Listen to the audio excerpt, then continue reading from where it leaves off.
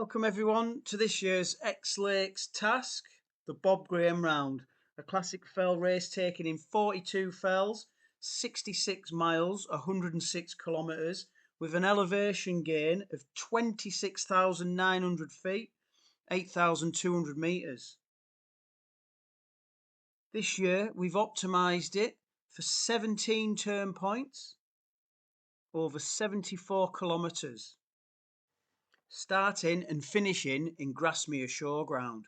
Here we have the show field and looking north-northwest to Steelfell, the first turn point. We're going to send you out of the show field south to cut through the village and keep you off the busy main road. The lanes are pretty straightforward and they'll take you to the bottom of Steelfell for a nice little hike up. Turning west, we go to High Rise, and hopefully your first takeoff option, Harrison Stickle, around Pavey Ark, where Stickle Tarn is, just there.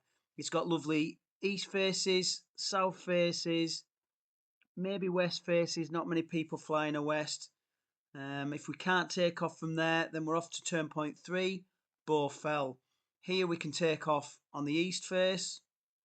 We've got a tight southerly aspect and a very generous southwesterly. That then hopefully should take us over to Great End. Hopefully we'll be flying by this time.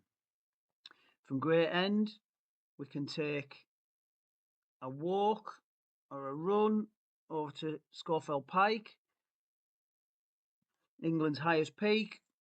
And unfortunately, it's a bit of a hard trail to get round to Scafell. From Scafell, we head northwest to Ewbarrow.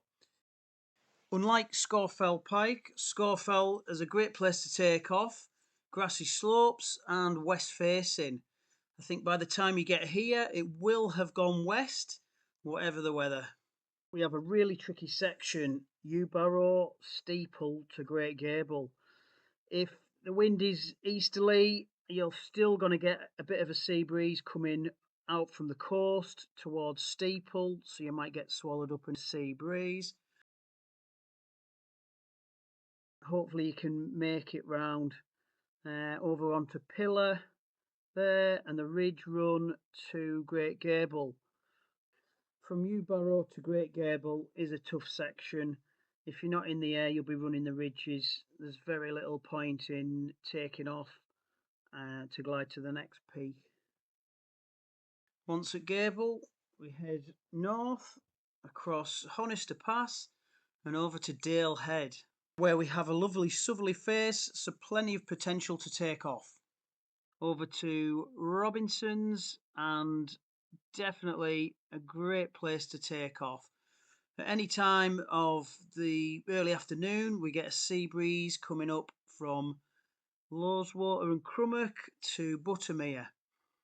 So we can take off on Robinson's on a lovely west face to hopefully get high, to ping over the back to Maiden Moor and along Catbells. This is a big old glide to Keswick and the next turn point up on Skiddaw. So we recommend get in the air and save your feet to get over to Skiddaw. Hopefully, after an epic glide from Robinson's and a flight off Catbells, we can get to Skiddaw. This is a big hill at just over 3,000 feet. But with a glide and a southerly wind, we can fly the south faces to make our way up to the peak. Now, as we look west, if the sea breeze is pushed in, we can fly a west face. The breeze would come in from the lake and up to the peak of Skiddaw. Hopefully, we can fly these west faces to tag our turn point and then over to Great Calver. This one's out in the boonies a bit, so yeah, hopefully we can again fly there to tag it to get over to Blencathra. I mean, this is a real hard ask, if you ask me, to get over to Blencathra from Great Calver. Blencathra is another epic south-facing hill. It's got some awesome ridges coming off the summit. Just a little look back of where we come. But yeah, hopefully we can tag this section from Skiddaw, Great Calver to Blencathra.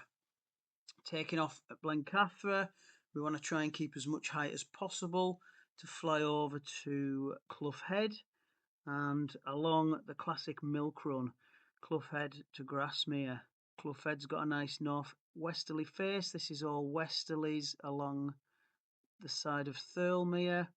Classic milk run. We can also fly an easterly side, although a lot harder. Hopefully it's thermic for yous. Now heading south on a final stretch from Clough Head, past Helvellyn and over to Fairfield and Seat Sandal.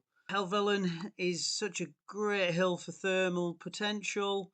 Hopefully we can get some height. We've got these east crags to fly on, and then coming in from the west over to Fairfield. Hopefully we can tag it in a wanna to Seat Sandal and glide back into the finish line, where you'll be met by race director John Westall and a beer. Really hope everyone's done a bit of homework on how to get from peak to peak. If we're not flying and it's a bit of a foot race or it's early in the day, then we really want to know how to get from peak to peak efficiently. The course is out there. We can do our homework so we're not guessing on the day.